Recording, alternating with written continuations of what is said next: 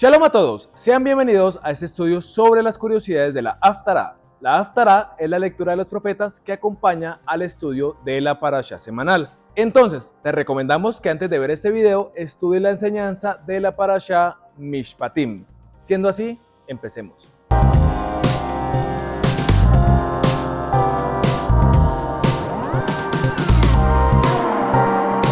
La Haftará de esta semana se encuentra en el libro del profeta Jeremías, desde el capítulo 34, verso 8 hasta el verso 22. Lo curioso es que la Haftará no termina ahí, sino que esta porción se devuelve un capítulo, leyendo los versos 25 y 26 del capítulo 33. La Haftará empieza de la siguiente manera. Palabra de Yahvé que vino a Jeremías después que Sedequías hizo pacto con todo el pueblo en Jerusalén para promulgarles libertad. Que cada uno dejase libre a su siervo y a su sierva, hebreo y hebrea, que ninguno usase a los judíos sus hermanos como siervos. Y cuando oyeron todos los príncipes y todo el pueblo que había convenido en el pacto de dejar libre cada uno a su siervo y cada uno a su sierva, que ninguno los usase más como siervos, obedecieron y los dejaron. Pero después se arrepintieron e hicieron volver a los siervos y a las siervas que habían dejado libres, y los sujetaron como siervos y siervas. Cuando el profeta les habló de parte de Elohim, lo primero que hicieron fue obedecer, es decir, hicieron teshuvá de su mal proceder, pero luego se arrepintieron de haberse arrepentido, es decir, que hicieron teshuvá de su teshuvá, se volvieron atrás, se volvieron a su mal proceder. Esto es algo que nos sucede muchísimo. Generalmente cuando escuchamos una enseñanza o una instrucción que nos confronta, solemos emocionarnos queriendo cambiar nuestras vidas, pero pasados algunos días volvemos a lo mismo. Mucho cuidado con eso.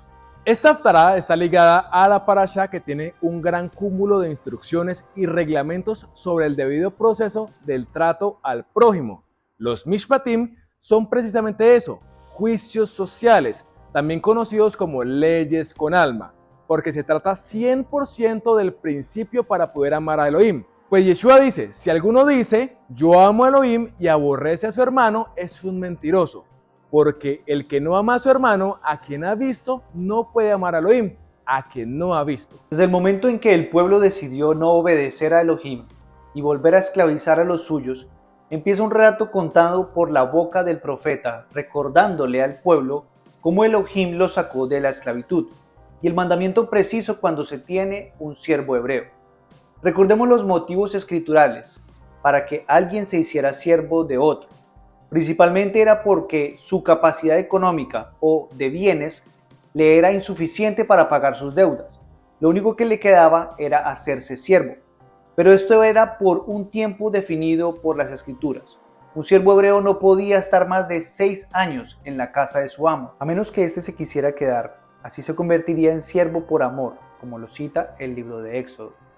Y si el siervo dijere, yo amo a mi señor, a mi mujer y a mis hijos, no saldré libre, entonces su amo lo llevará ante los jueces y le hará estar junto a la puerta o al poste, y su amo le horadará la oreja con lesna y será su siervo para siempre.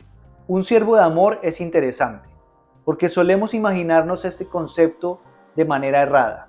Solemos imaginarnos la esclavitud.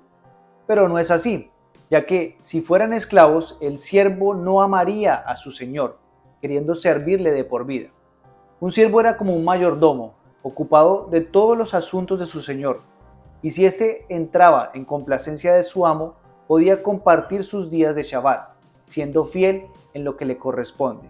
Podía entrar en el gozo de su señor. La relación de un siervo hebreo y su amo bíblicamente no era de esclavitud, era la manera de poder saldar sus deudas, poder quedar a paz y salvo, y su amo tenía que aplicar la fórmula ama a tu prójimo como a ti mismo. Y es que es muy interesante cómo vemos en esta Haftará lo mucho que Elohim se enojó con el pueblo al esclavizar a sus mismos hermanos. La falta a este mandamiento es totalmente repudiada por su majestad. Para entender esto es necesario que veamos la palabra hebrea de la semana con el Moré Agel. Adelante, Moré. Muchas gracias, Agel. La palabra hebrea de esta semana es la palabra prójimo. ¿Qué es el prójimo? En hebreo, cuando el creador da la orden, amarás a tu prójimo como a ti mismo, usa estas palabras hebreas. Ve'afta lereajá kamoja.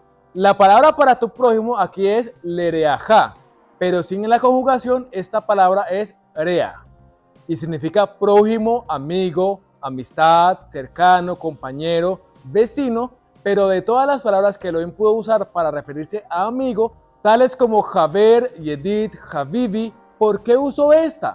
Es porque tiene un valor agregado, ya que esta palabra prójimo se escribe con las letras Resh y Ain, y son las mismas letras para escribir la palabra Ra, que traduce aflicción, agravio, malo, malvado, maldad, pecado. De ahí la expresión Lashon Hara, lengua malvada. ¿Por qué su majestad usó justo esta palabra para referirse al prójimo? Básicamente porque nosotros como humanos solemos mirar los defectos de los demás sin mirarnos a nosotros mismos. Justo en esta parashá se da lo que se le conoce como la ley del talión, la que expresa el ojo por ojo, algo que ya explicamos en el video de las curiosidades de la parashá Mishpatim. Además de explicar esto, también explicamos el porqué de la penalidad tan dura que Elohim establece al hacerle daño a mi prójimo. Algunos de los que están aquí podemos reconocer que en ocasiones nos cae mal el hijo del vecino porque hace cosas que nos desagradan, pero algunos de los que están aquí pueden reconocer que sus propios hijos tienen también esas cosas que de no ser sus hijos también les caería mal. De eso se trata el amar al prójimo como a ti mismo. El reconocer que como humanos que somos también tenemos una parte mala, malas inclinaciones, pero que a pesar de ellas debo mirar primero la viga que tengo en mi ojo, antes de ver la paja en el ojo de mi prójimo, que al igual que yo está en este mismo camino de rectificación de sus acciones.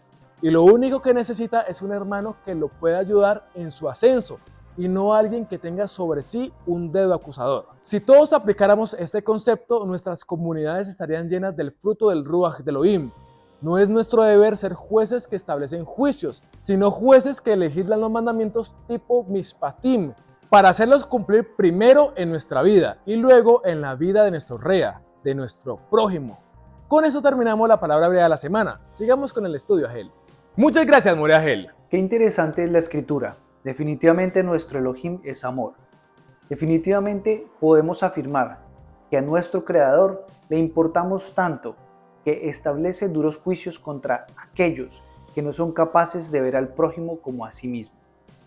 Aquellos que no hacen un juicio correcto con aquellos que también están batallando con sus pecados.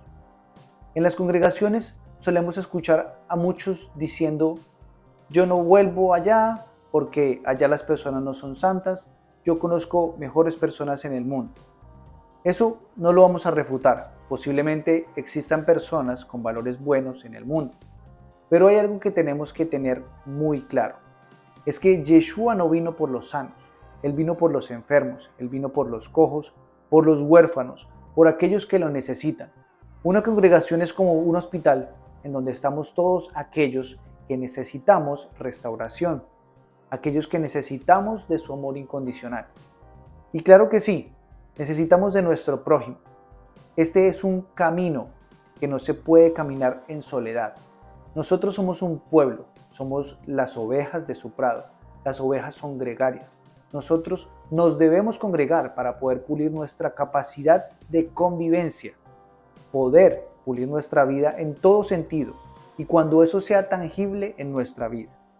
Podemos ver el reflejo de su gloria, pudiendo entender por qué esta Haftará, luego del juicio en contra de los esclavistas, se devuelve un capítulo diciendo lo siguiente: así ha dicho Yahvé, si no permanece mi pacto con el día y la noche, si no he puesto las leyes del cielo y la tierra, también desecharé la descendencia de Jacob y de David, mi siervo, para no tomar de su descendencia quien sea señor sobre la posteridad de Abraham, de Isaac y de Jacob, porque haré volver sus cautivos y tendré de ellos misericordia. Entiéndase, amor entrañable. Nosotros somos sus hijos, aprendemos de él en cada instante. Amado hermano, amada hermana, no seas dura de cerviz, obedece la orden explícita del Rey del Universo, del dueño de tu vida. Beaftá leareja camoja, amarás a tu prójimo como a ti mismo, lo amarás aún con sus defectos, lo amarás como te amas a ti mismo. Tú te conoces, conoces tus pensamientos, conoces lo malo que hay en ti y aún sabiendo todo eso, procuras verte bien, te alimentas como se debe, te compras cosas, haces lo necesario para estar cómodo, pues así mismo es con tu prójimo, que al igual que tú tiene sus cosas las cuales no le cuenta a nadie, pero está cada día luchando en su interior. Ama a tu prójimo como a ti mismo, muere a ti mismo y entrégate para poder presentarnos un día enfrente de su majestad, como una única novia, sin mancha y sin arruga. Si alguno dice, yo amo a Elohim y aborrece a su hermano, es un mentiroso, porque el que no ama a su hermano a quien ha visto, no puede amar a su Elohim a quien no ha visto.